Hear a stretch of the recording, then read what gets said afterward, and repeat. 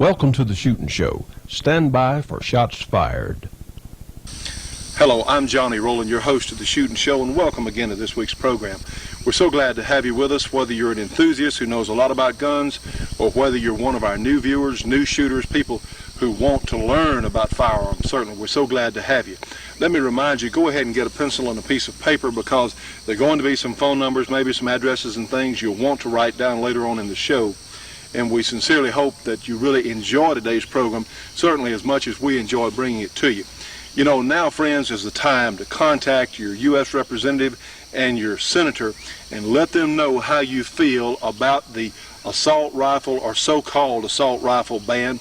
What it really amounts to is a semi-automatic ban, because we can't buy assault rifles.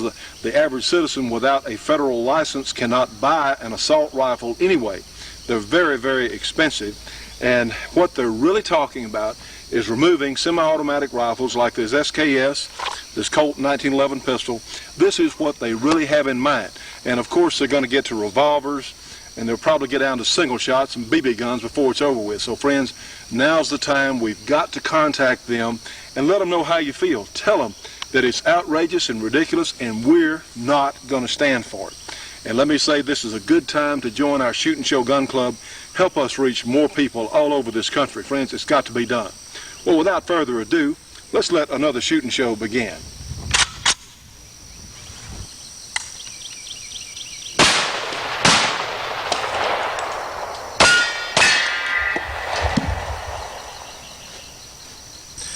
Friends, we have a couple of things that I think you'll be interested in. Let me show you today. You see, this is a regular old SKS rifle that you've seen on the program a number of times. We've had a couple of stock configurations on it, and we have hit the one that I certainly like the best. You know, it's no longer legal to put the folding stocks on the SKS, so if you have a folding stock, I strongly advise you to pin it where it cannot be folded, because according to regulations now, you'll be breaking the law. Well, this is a synthetic stock made by Choate Machine and Tool, our good friends up in Bald Knob, Arkansas. And friends, you talk about one that makes the gun, we know this gun's empty. It makes the gun a whole lot prettier. You know, the old wood stocks that come on these guns typically are too short for a lot of us Americans. Americans tend to be quite a bit larger people in stature than the average Chinese person. And of course, that's who the guns were built for, was your Chinese infantrymen. And they have shorter arms. They're just smaller people than most of us here in this country. So as a result, the SKS stocks tend to be a little bit short for most of us out there for comfortable shooting. Well, this Choate stock, it also includes it is a synthetic, of course, the entire stock. It also includes a handguard cover that is synthetic and really does make the gun look nice. They have several products here we're going to show you that this is certainly not as much a commercial for Choate as it is a lot of us out there would really be interested in getting these products. We are selling this stock now through our Bullet Express mail order, and they're very inexpensive. I think it goes for $49.95. It is really a bargain. It is a very high quality piece. Those of you who have seen the Choate products know what I'm talking about. But it makes the gun so much nicer to handle and shoot. It's light. Apparently the compound, of course the SKS does not have a lot of recoil anyway, but it has a soft recoil pad on it, and it really does make the SKs a lot nicer to shoot. Of all the Chinese guns or the Chinese rifles I have yet to examine, the SKS is probably my favorite, because I like the way they're made. They're very robust construction, and personally I think the reason that the Chinese are going to or getting these out of their arsenals is the SKs are more expensive to make than the AK type series. So we are faced with, they are a 10-round magazine, non-detachable magazine. But you know what? You can take one of these triple clips if you shoot 10 rounds, and remember that the 7.62 39 is just a little bit less than a 30-30 Winchester cartridge. So it is not a something to be overlooked. Certainly within its given ranges, as we've talked about on the program, they're excellent deer cartridges with the right bullet profile. These guns have typically been as reliable as daylight. In fact, I've never seen an SKS jam on full metal jacket ammunition. And of course, there are a lot of very fine such as the Noshler ballistic tip. There are a lot of very fine soft-nosed bullets out there that will function in these guns. And of course the good news is they're so inexpensive. Normally you can find an SKS all over the country for retail for around $150, sometimes a little more, sometimes a little less. But there are literally millions of guns out there like this, and Choate is making several different products. They make a scope mount for the SKS because a lot of people are going to use them as hunting rifles. We have this particular gun. A while back on the show, it went 5 shots into 3 1/4 inches with these somewhat crude open sights, which that's about as good as I can shoot an open sight gun. So with a scope on it, it really might show us something. So this is a really neat product, one that, and you know, if you see it here on the program, whether the sponsor is buying time or not, we don't recommend it unless we know that it works, period. Something else I think you'll be interested in, the little orange plastic follower.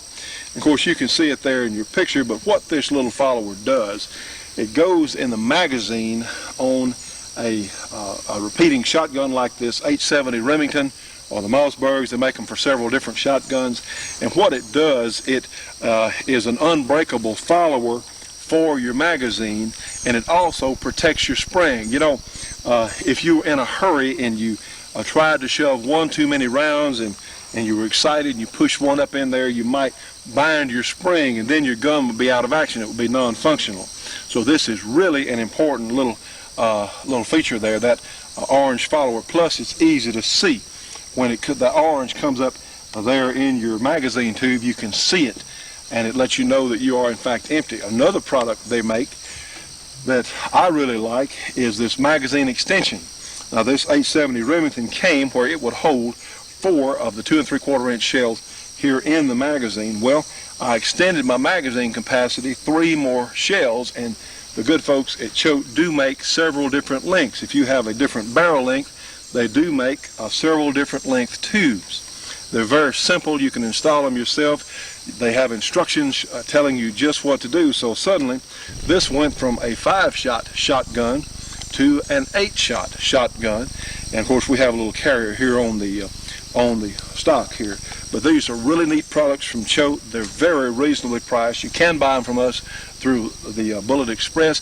If you'd like a complete list of the Choate products, well, we're going to give you their 800 number. You can call them and get a catalog. But they're really fine people. And friends, I tell you what, things like this in some times to come, I mean, you don't know when you may need an 8-shot shotgun. It certainly would not hurt. So things from Choate Machining Tool. Now, friends, I really don't know if you happen to need any of the Choate products today or not, but let me tell you what, you might in the future. And of course, they make some terrific products for all kinds of guns, and I suggest this: go in and call them. It won't cost you anything to call them, and ask for one of their catalogs, and you'll see the entire line of products they make. That's Choate Machining Tool, 1-800-972-6390, 1-800-972-6390, and please tell them you saw it on the Shootin' Show. Well, friends, we're looking at a new gun today from Smith & Wesson, and let's talk about a departure from what we're used to seeing from semi-automatic pistols from Smith & Wesson. This is a model SW40F, known as the Sigma series, and it is in fact a 16-shot, 15 in the magazine, 40 caliber, polymer framed Smith & Wesson. And some of you are going to say, you know, that looks a lot like a Glock. Well, in fact, it does.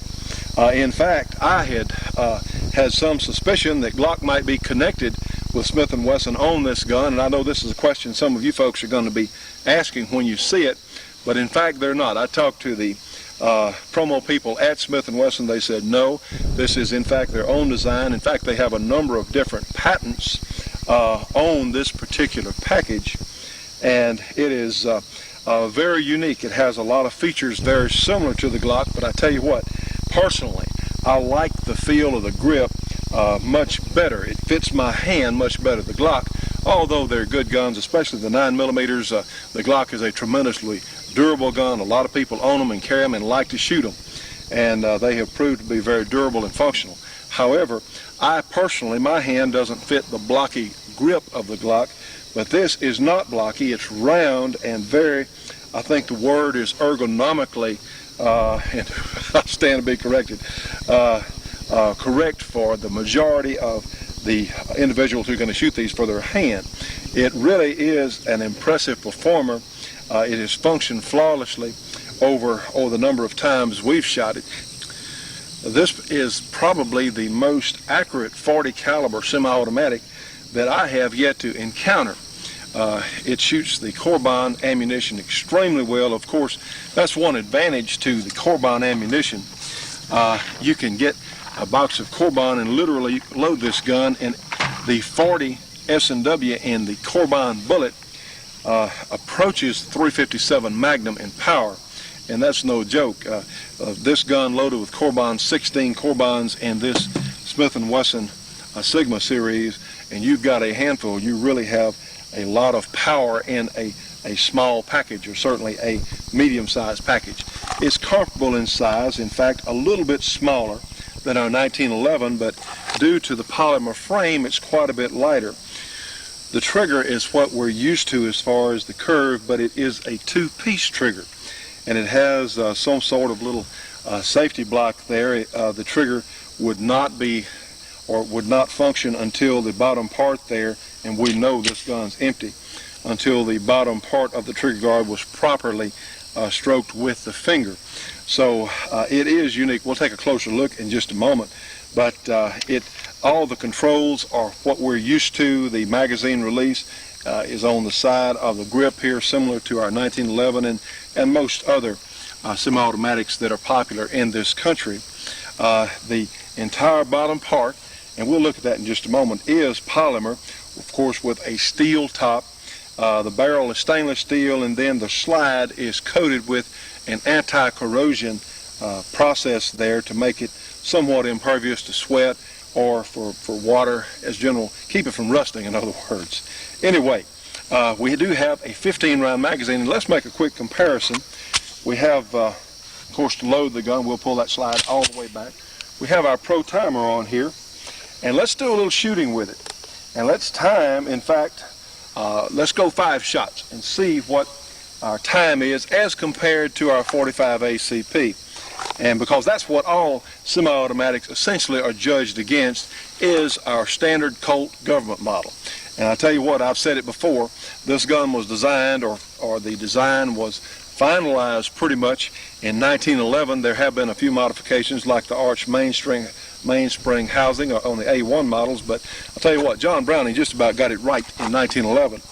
And every semi-automatic that comes along is, of course, invariably compared to the 1911. Now, what we have here is no external safety. It operates very much like a revolver. The hammer is not, or the striker here, you don't have an external hammer. The hammer is not cocked. The trigger finishes cocking the striker there and releases it. So I suppose you'd have a, I don't know if you'd call it a double action or single action. Again, it's very similar to the Glock in the way it works, even has a similar feel in the trigger mechanism, but it's not really cocked all the way. You have to complete the cocking stroke, and then it will trip and release the striker into the primer. But you don't have an external safety, so a lot of police officers today, and a lot of citizens too, are somewhat uncomfortable with what we have come to be used to as double action semi-automatic pistols. And personally, I don't think the beginning shooter should even look at a double action semi-automatic, because what happens, you have that long first shot, long trigger pull on the first one, and then it reverts to single action trigger pull, which is a much shorter, much lighter trigger pull. And we've heard of a number of, especially police officers, who may take the gun out and shoot it, become excited, and forget that the gun is cocked on the double action semi-automatics, and they put the gun back in their holster.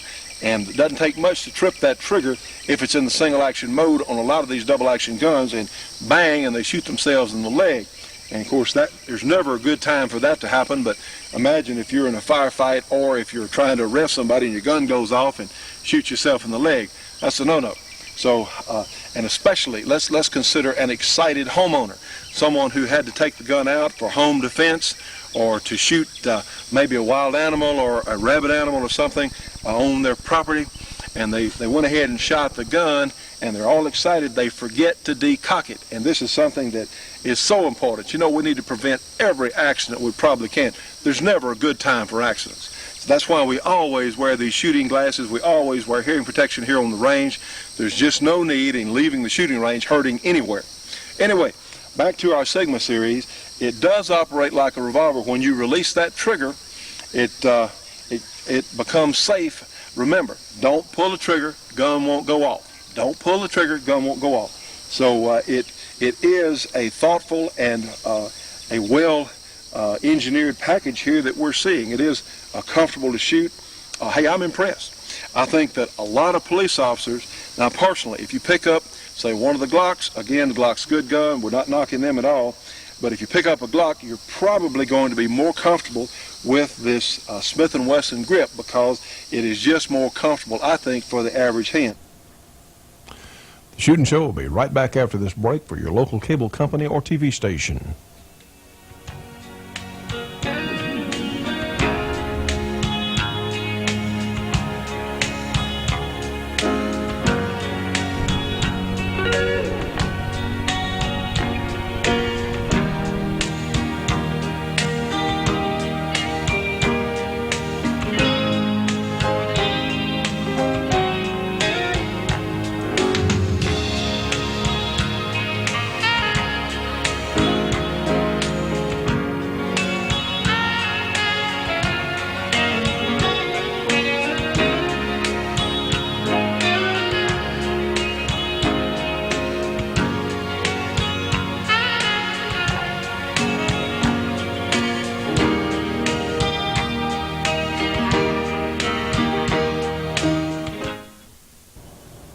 Now, friends, we are extremely pleased to be working with one of the finest magazines that you can find in the United States today, and it's called The New American.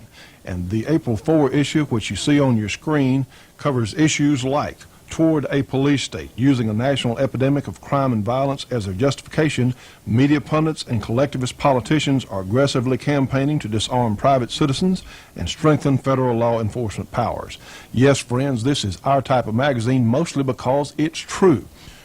Now, these people at the New American Magazine are making a special offer available to the Shootin' Show audience for $22 for a 6-month subscription, including the April 4 issue here, which deals with gun control and the things that go on with the politicians in Washington on how they're literally trying to disarm the United States population.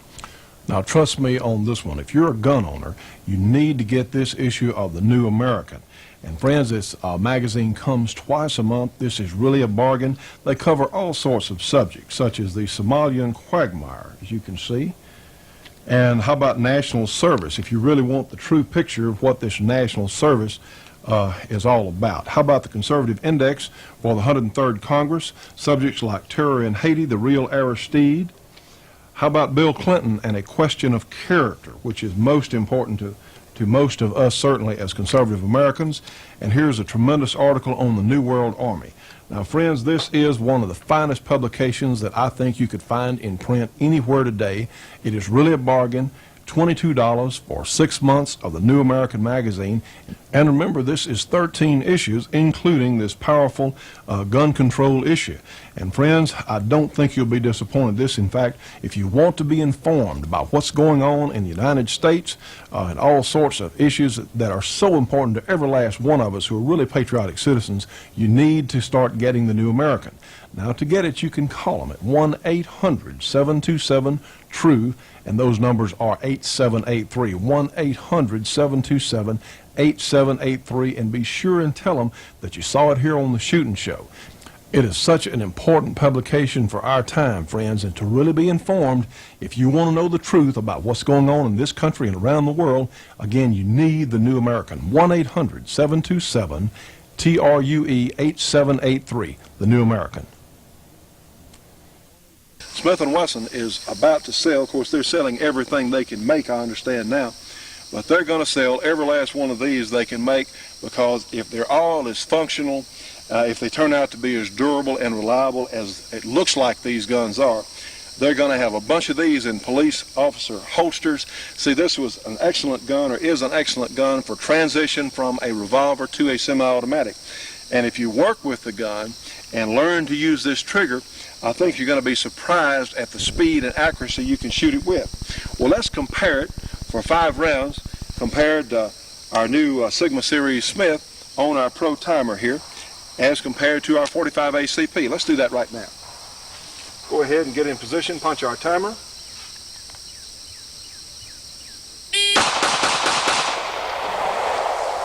All right, 1.22 seconds, and we have an excellent group there, 3 in one hole and 2 right here.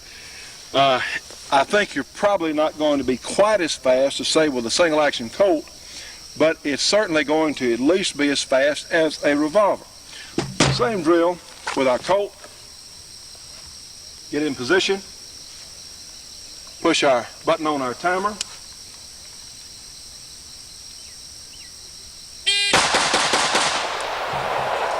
Well, yeah, I have some lead reloads.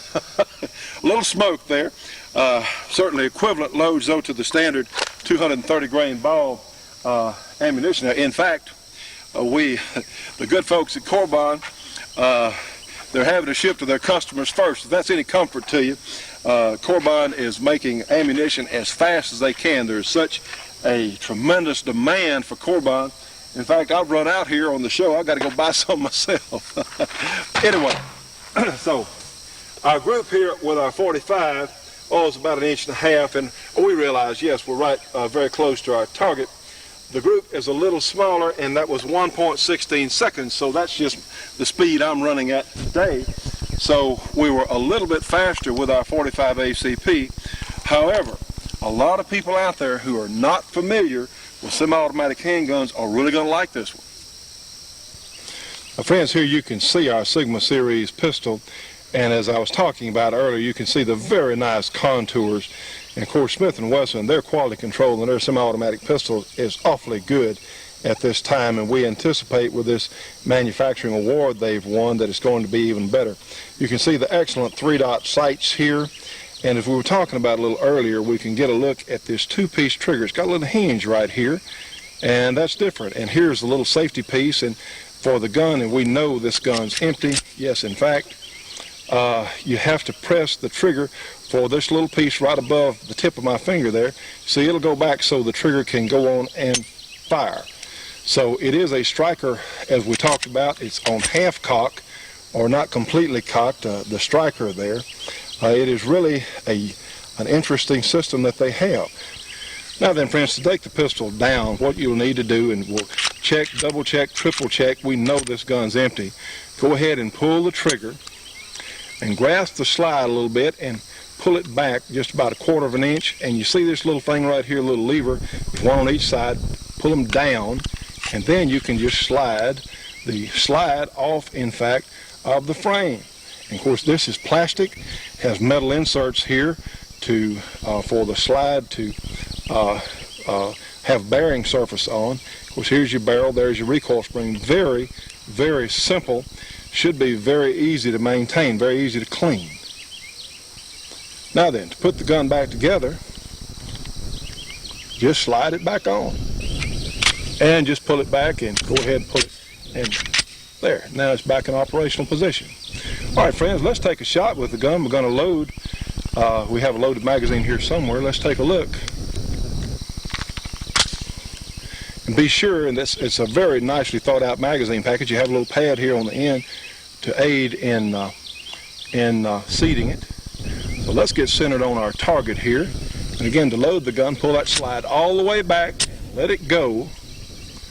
Now then, going to put that, line up the 3 dots, put them on our steel plate there, and pull the trigger through. Now, friends, as I was saying, I think that if you worked with this gun, you could really become proficient with it. It is still a semi-automatic pistol, and if you're going to learn to use a semi-automatic pistol, what you have to do is go out to the range and get a minimum of 150 or 200 rounds, better 200 rounds, and run it through your gun, regardless of what kind of gun it is, and be sure that the ammunition you have will function in the gun. Friends, what we're going to do, we have And you hear me talk about Corbon and realize that long before Corbon began to advertise with our program, we shot Corbon ammunition. I carried it in my own personal guns simply because you have velocity and quality that so far I have not been able to get from any other manufacturer. And let me just show you the difference. What we have here is another manufacturer's high-performance bullet profile versus a Corbon, regular 40 S&W Corbon. And as you've heard me say before, and I think we said it earlier in this test here, if you really want to turn this gun into the best it can in fact be as far as a defensive type gun, even a hunting handgun for small game, and believe it or not, this gun's going to be accurate enough to do it, which is a departure. Most of the 40s we've tested on the program have not showed good accuracy. Typically, they just haven't. But let's take a look. We have a couple of water jugs out here. We're going to look at a little energy transfer demo here. We're going to use the other manufacturer's 40 S&W cartridge, and then we're going to shoot the second target, or the one on your left, with the Corbon. All right, the water jug on the right, we're going to shoot with the other manufacturer's 40 S&W cartridge. Okay, didn't do a lot of damage, but now let's check out the Corbon, the water jug here on your left with the Corbon ammunition. Need I say more? I mean, yeah, I think it's a rather dramatic comparison there. You know, friends, whether you're a police officer or a homeowner, it doesn't really matter. If you're a decent citizen, you want to have the absolute best and most effective ammunition for whatever your purpose is. If you're a hunter, or maybe you have some specialty type gun that you can't find ammunition for, well, Corbon really has some hard-to-find things that they're making now. Again, Corbon is the absolute best ammunition money can buy, period, at any price. You can call them at 1-800-626-7266, 1-800-626-7266, and find out locally where you can get Corbon and find out their list of products. Well, friends, needless to say, I am impressed with this Sigma series and 40 S&W. Our accuracy, as we talked about earlier, we put 5 shots into 1 1/4 inches at 25 yards. I was most impressed. That's the most accurate 40 I've ever seen. I think that a lot of police officers are really going to like this gun. A lot of homeowners that are maybe going from a revolver to a semi-automatic, I think this would be a much better choice than, for that matter, my opinion, than any of the double-action semi-automatics, because it's so easy to get confused or fouled up with a gun that you're not going to really work with daily. And there have been accidents with the double-action semi-automatics with some pretty darn professional people, so you really have to work it at their function and their mechanisms harder.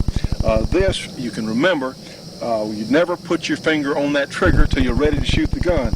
And this Sigma series, don't put your finger on the trigger, gun won't go off. Very, very important. And because it is a semi-automatic, it's still going to require a little more work than, say, if you were shooting a revolver. And no, I am not going to get rid of my revolver, certainly not, because I carry one about half the time here on the farm anyway.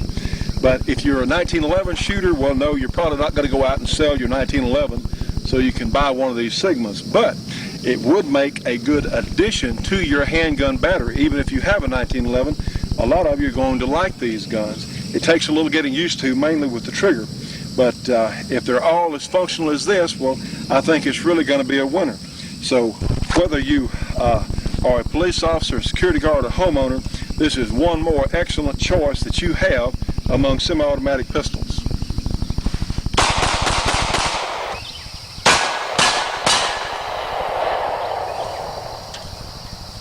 Hi, I'm Bob Brown, Vietnam veteran and publisher of Soldier of Fortune magazine, described by some as the most politically incorrect magazine in the United States.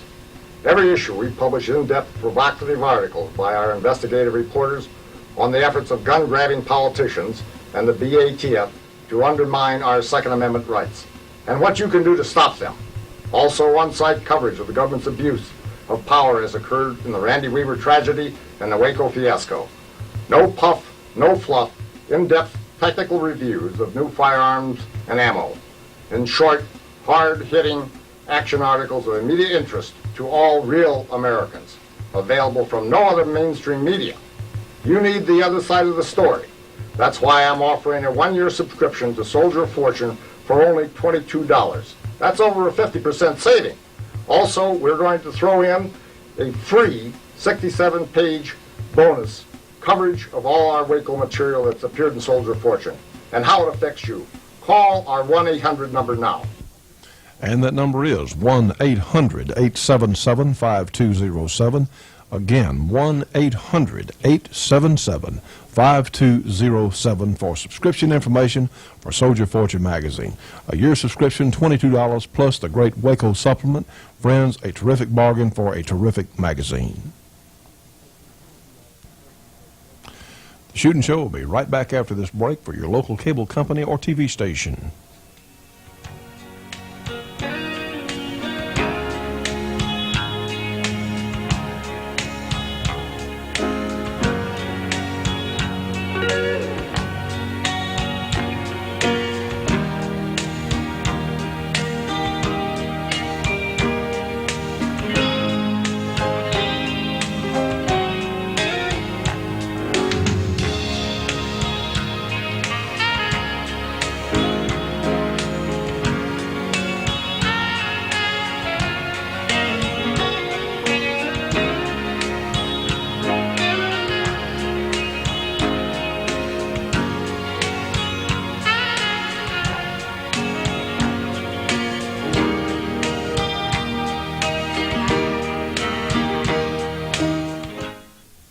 I'm Bill McIntyre with another update from Capitol Hill here at the new NRA headquarters just outside Washington, D.C. The fee for a federal firearms license jumped six-fold when President Clinton signed the Brady Law late last November, moving the cost of a federally approved dealer's license from $30 to $200 for 3 years. Now, just months after the hike, Treasury Secretary Lloyd Bentsen wants new fees, raising the cost of a 3-year license from $200 to $1,800. Portrayed as a crime-fighting measure, it is anything but one. It is true we have a problem with illegal guns in this country. The same can be said for illegal drugs. But the current proposal, if applied to the drug problem, would amount to a business license fee increase on pharmacies to reduce drug trafficking. Obviously, pharmacies and pharmacists aren't selling crack cocaine, and legitimate firearms dealers aren't dealing illegal guns to gang members. Bentsen's proposal is simply an effort to target a discrete class of citizens to bear the entire enforcement cost for federal government agencies. Additionally, such a fee increase would undoubtedly wipe out thousands of small businesses. And if that's the administration's answer for our recovering economy, then we're all in trouble. Prospects for defeat of the measure cannot be taken for granted, but NRA's opposition will be as intense as necessary. I'll be back next week with another update from Capitol Hill. Friends, you can join the NRA by calling 1-800-321-7500, 1-800-321-7500.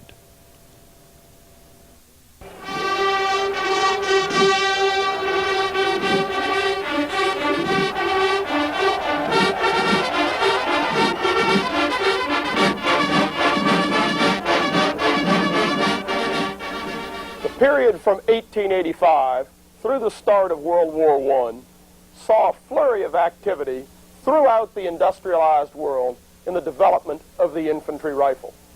There were many competing designs, such as Mauser, Lee, Hotchkiss, Krag, Jorgensen, Lebel, Mannlicher, Viterli, Kropatschek, each with its own unique set of advantages and disadvantages. The adoption of any one particular design over another was as much caught up in questions of national pride as it was in superiority of design. Further, many of these designs went up dead-end streets as they were chambered for black powder cartridges, rimfire cartridges, had tubular magazines, or had some other problem. Some of these designs recovered from their problems and got back into the mainstream of development. Others never recovered and simply disappeared from the scene. Even worse, some of these weapons were adopted and issued by the nations involved before the design itself had reached its maximum potential. All of the designs we mentioned were basic variations of the turnbolt design, the idea for which came from the Mauser single-shot breech loader of 1871.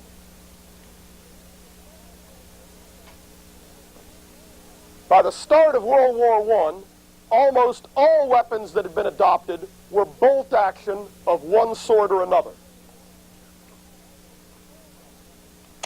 They all used cartridges with smokeless powder and jacketed Spitzer bullets, and had some sort of integral magazine with charger loading.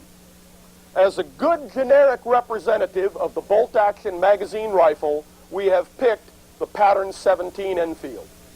This rifle borrowed a little bit from the Lee, the Mauser, and a few other designs, and was to be, along with the new 276 Magnum cartridge, the British rifle for 1914.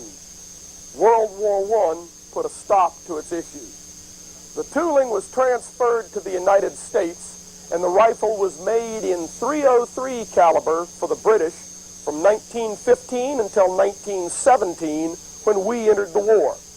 The tooling was then converted to .30 caliber, and the rifle became general issue for U.S. forces in World War I. Most bolt actions were simple, yet robust. In order to operate, the firer grasped the bolt handle and lifted it, thereby unlocking the bolt. He then drew the handle to the rear, thereby extracting the cartridge in the chamber, and at the rear of bolt movement, ejecting the cartridge out of the weapon. If the rifle was empty, then the follower in the magazine would rise, blocking forward motion of the bolt and telling the shooter that he needed to reload the weapon.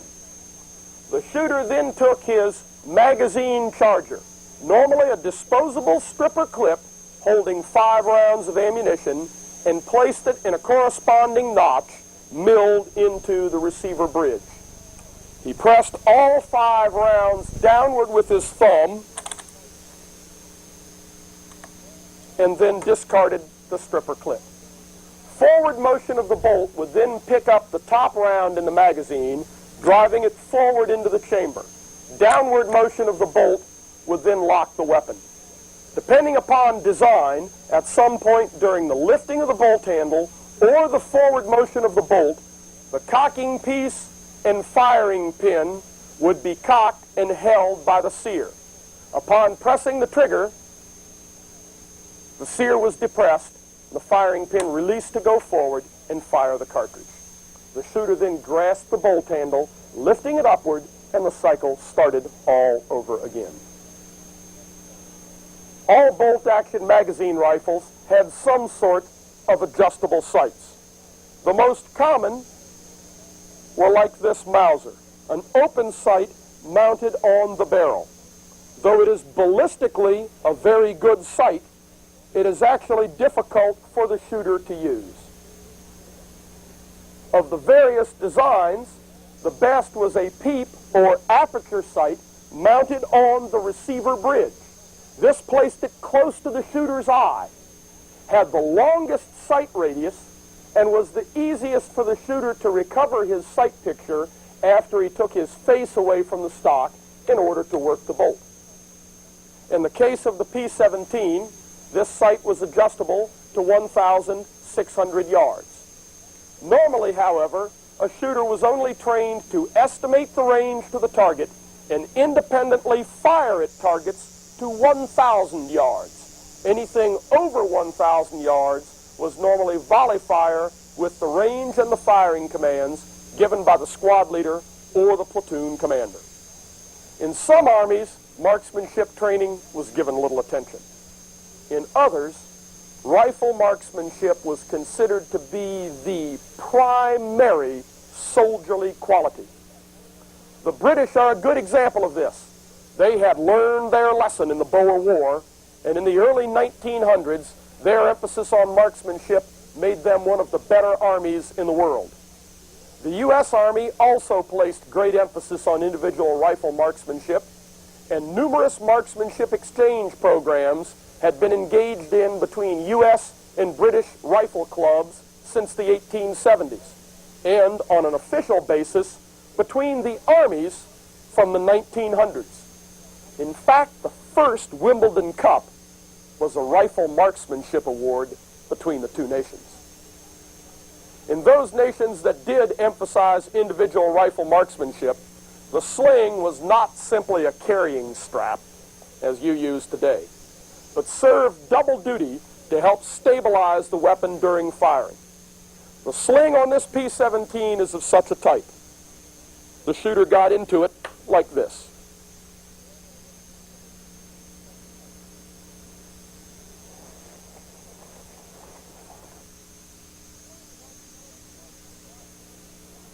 The sling helps steady the rifle prior to and during discharge, help reduce the movement of the weapon during recoil, and help the shooter reacquire the sight picture. This latter can be quite important. The reacquiring of the sight picture after working the bolt frequently took more time than the working of the bolt itself. You can see the advantage of the sling. The British Army in particular conducted a great deal of training on the manipulation of the bolt and reacquisition of the sight picture. We'll show you a P-17 in action against pop-up targets at 3 ranges and against a 4th stationary target at 680 yards. As you watch this, you'll note the shooter make a major error and then correct himself partway through. See if you can spot it.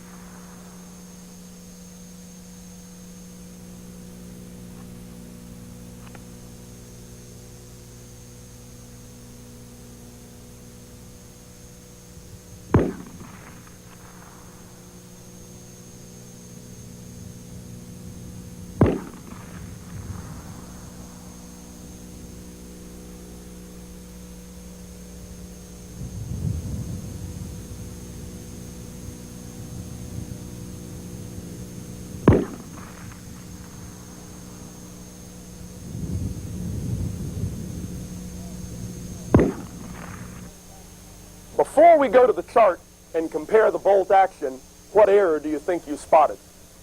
In fact, the error was that when the shooter finished engaging the targets at 330 yards, which was at the edge of his battle sight range, he should have adjusted the sights before engaging the target at 680 yards. He fired his first shot without this adjustment, and the round hit well short. After adjusting the sight, he hit close to the target, though to one side. The wind was very, very heavy on the day that he was firing, and that miss was caused by wind drift. Though not shown on the tape, by the 5th round, he was putting the shots right in there. The Shootin' Show will be right back after this break for your local cable company or TV station.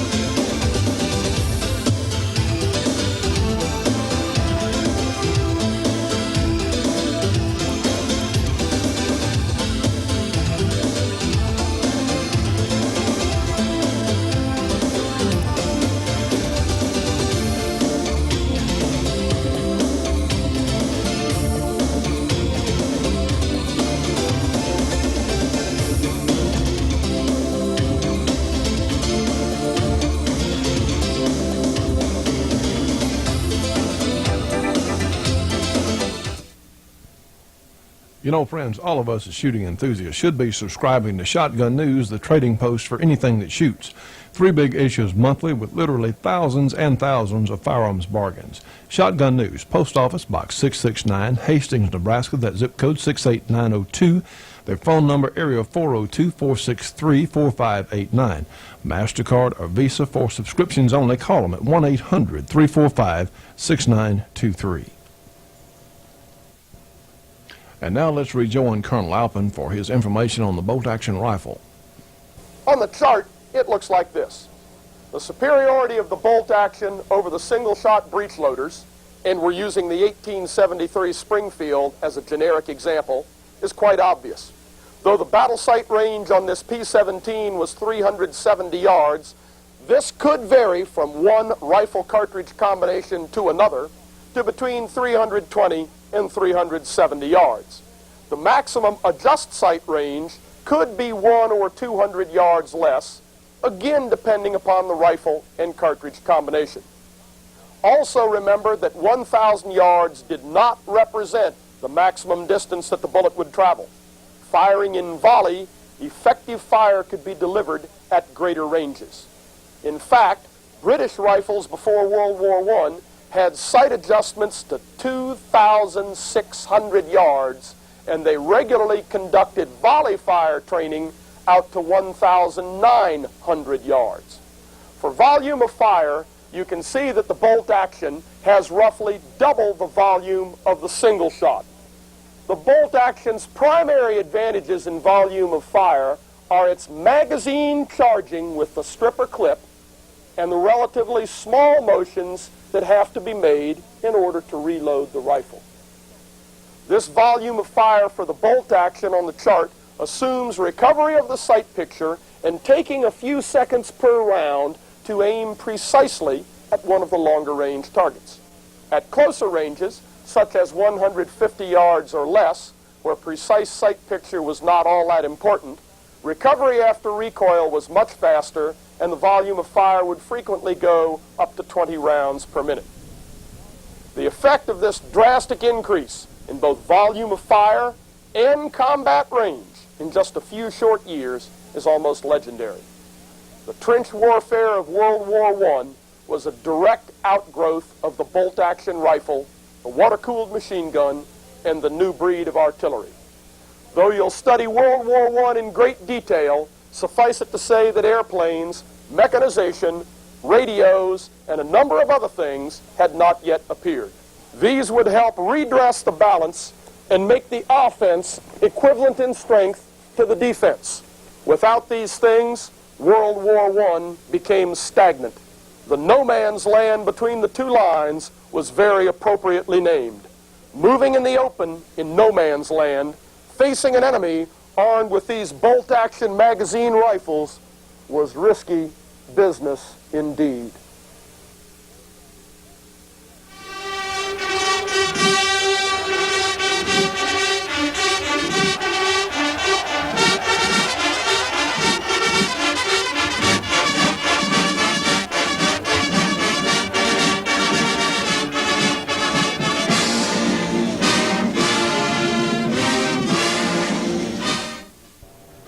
You know, friends, Colonel Alpin today has the great A-Square Company, and they build some of the finest high-powered rifles and ammunition in the world. For information on the A-Square products, give them a call at area 502-255-7456 and tell them you saw it on the Shootin' Show.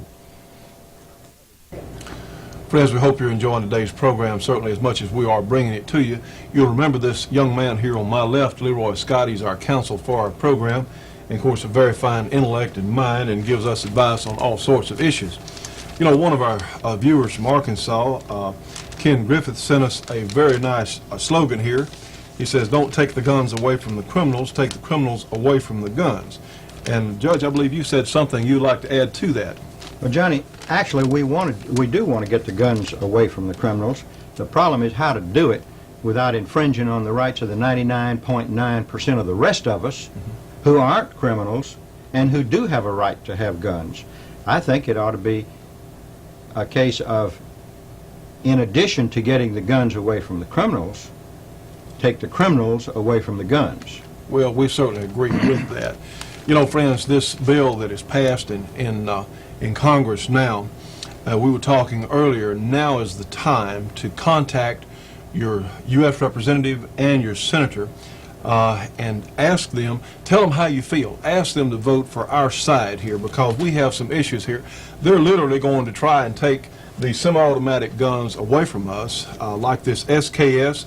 This technology has been around since before 1900. This Colt 1911, and of course that's why it's called a 1911, is because that design was finalized back in the first part of this century. Literally, these people want to disarm us, the American population, and we're just not going to let it happen. This particular gun, of course, has our shoot and show package, and yes, we do have our package of parts available through the Bullet Express for $189, but the problem is, the honest citizen, there's no justification whatsoever. And if they were really concerned about the criminal, Judge, I think that they would have some different things in the crime bill. Well, the crime bill, the people who are advocating gun control either don't know or choose to ignore the fact that guns are used about 2.4 million times a year. That's 2,400,000 times a year to prevent crime. Mostly without ever having to be used, that is, to be fired. If you really want to see a crime wave, you disarm the American public, and you'll find the thugs are taking the whole country over. Now, you mentioned something about the crime bill. The crime bill has gotten through the House of Representatives, and thanks to Congressman Brooks from Texas, who's chairman of the House Judiciary Committee, it does not have any provisions in it attempting to outlaw certain guns. It now goes to a conference committee between the House and the Senate, and so the people that are important now are the senators.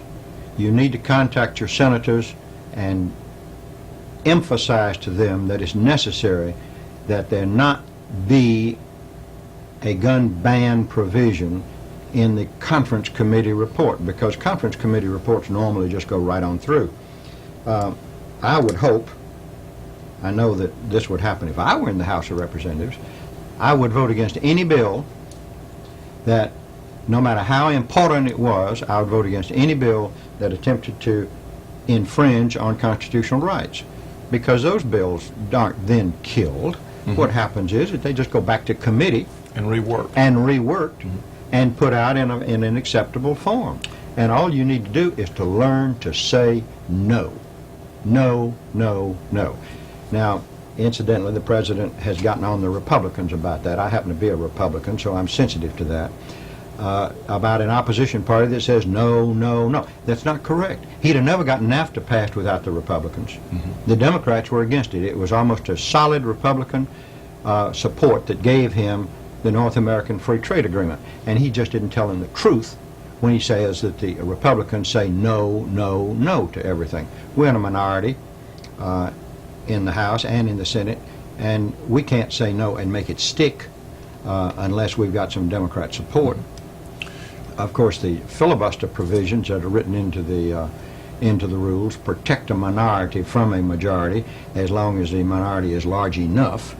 And that's what the Republicans did until 2 or 3 of their members defected, and Senator Dole then had to call off the filibuster in that Senate-passed version. But remember, that version only passed Senate by 1 vote. And therefore, your senators' vote is important, and you need to contact them. They are sensitive to what you say. They are sensitive to letters that you write. And don't write form letters. They don't pay any attention to form letters. Write something, if necessary, in your own handwriting. It could be scrawled if necessary, but they will pay attention to the voice of the people, provided it's expressed loud enough. And give us your help, viewers, because we need it. We need it for us. We need it for you. Well, absolutely, and we were talking about something earlier today. It's really not a privilege that we are granted the right to keep and bear arms. That's not a privilege. In fact, you were mentioning something earlier. This goes much further back in time than the amendments to our Constitution. The Second Amendment of the Constitution was not intended to give the right to keep and bear arms, because that right was recognized as being in existence many, many years before. There's a very interesting report on that put out by the Senate Subcommittee on the Constitution. It's no longer in print, but If you all are really interested in getting it, I can get it for you. It's kind of expensive to duplicate, but it recognizes and proves that the right to keep and bear arms was long existing, long prior to the Constitution, and the only thing the Second Amendment does is tell the federal government not to mess with that right.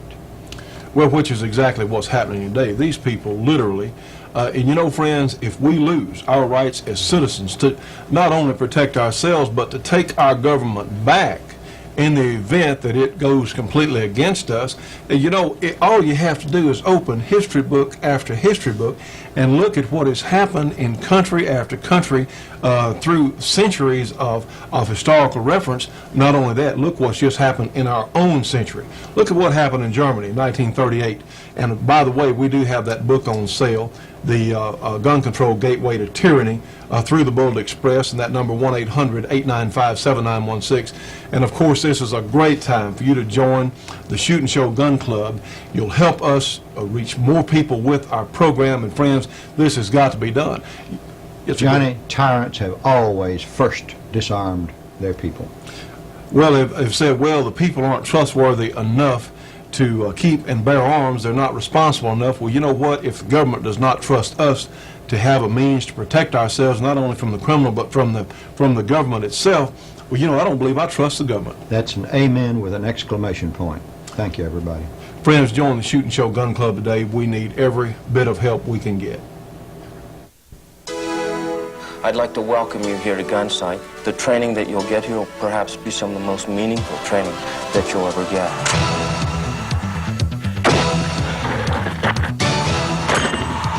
Good job. Okay, down the guard, finger straight, looking Now, good. friends, for information on the Gunsight Training Center, call us at 1-800-895-7916. And no, you don't have to be a pro to attend. That's why they're there, is to properly and safely teach you how to use firearms. For their product information and schedule, give us a call, 1-800-895-7916, Department Gunsight. Well, friends, it's happened again. We have run out of time. You know, the hour is just not long enough for all we want to show you and say. Thanks so much for being with us on today's program. We'll look forward to seeing you next time on another Shootin' Show.